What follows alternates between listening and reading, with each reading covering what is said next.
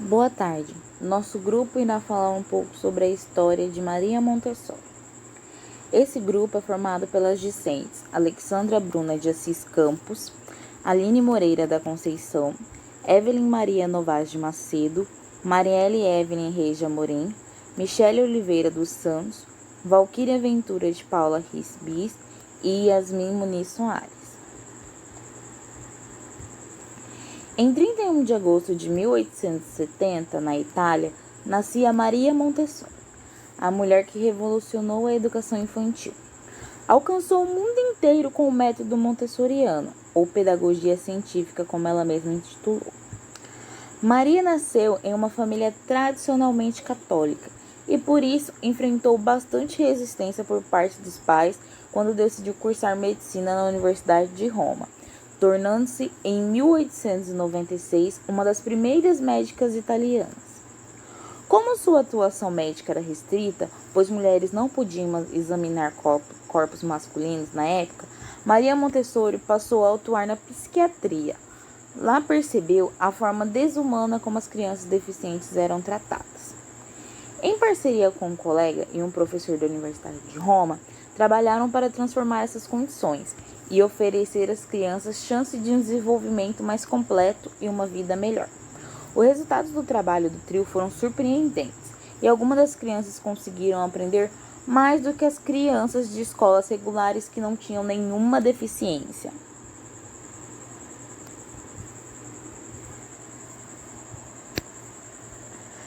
Maria Montessori teve um relacionamento não oficializado com um colega de trabalho, o Dr. Giuseppe Montessori, com quem teve um filho, Mário Montessori. Com medo do escândalo que poderia acontecer, a mãe de Montessori, pensando em sua carreira, levou Mário para viver com os primos no campo, e o acontecimento foi abafado. Montessori realizou visitas periódicas para ver o filho, sem poder se identificar durante 15 anos.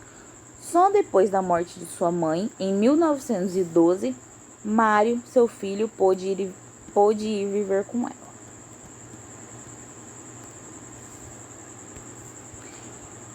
Em 1907, teve a chance de usar os mesmos princípios para montar uma escola em Lourenço, um bairro da periferia em Roma, e em experimentar livremente novos métodos pedagógicos. A Casa das Crianças, como foi chamada essa instituição, deu a Montessori a chance de observar o comportamento das crianças como desenvolvimento típico em liberdade, num ambiente que era reestruturado a cada nova demonstração das necessidades de desenvolvimento das crianças. A princípio, a Casa dei Bambini era para ser uma creche comum, criada pelo governo de Roma para confinar as crianças durante a construção de um conjunto habitacional em um bairro pobre da capital, e assim evitar que elas pichassem ou vandalizassem a obra. Montessori viu nisso uma oportunidade de trabalhar com crianças que não apresentavam nenhuma característica especial, comprovando que seu método poderia ser universal e não apenas clínico.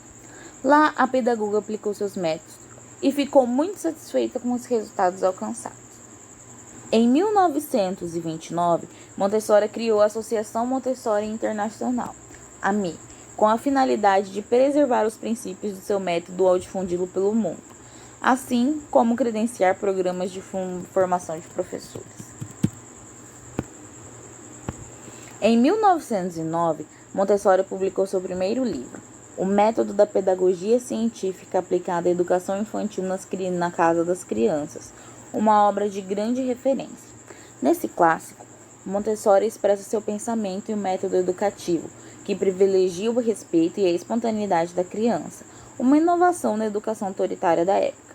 É seu primeiro livro publicado em 1909.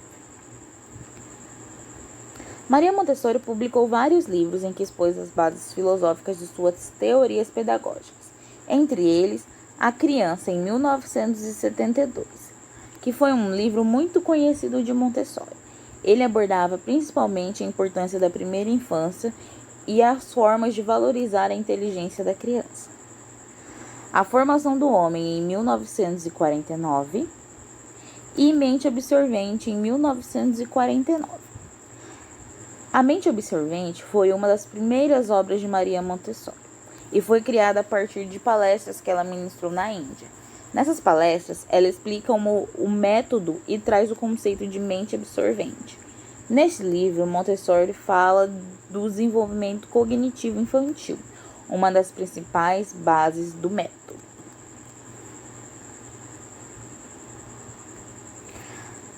Aos 81 anos, no dia 6 de maio de 1952, Montessori faleceu decorrente de uma pneumonia na Holanda, deixando seu legado a seu filho, Mário Montessori. Alice foi enterrada no cemitério da Igreja Católica Romana de Northwick.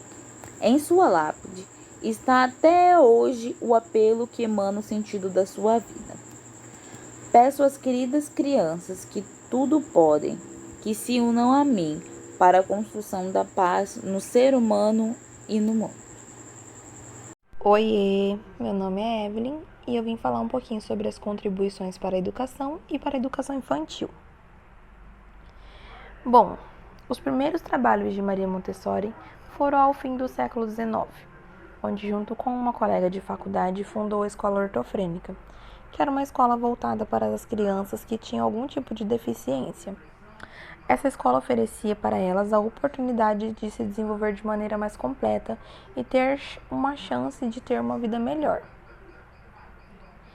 E em 1907, Maria Montessori foi convidada para trabalhar com crianças que não apresentavam nenhum tipo de características especial. Associada ao governo de Roma, abriu num bairro pobre de São Lourenço a sua primeira Casa dei Bambini, Casa das Crianças, onde aplicou pela primeira vez o seu método completo, o método Montessori. Maria Montessori nos apresentou seu método 3 pontos que podem auxiliar a criança durante um momento de aprendizagem. São eles: um ambiente adequado, um bom professor e o material científico adequado.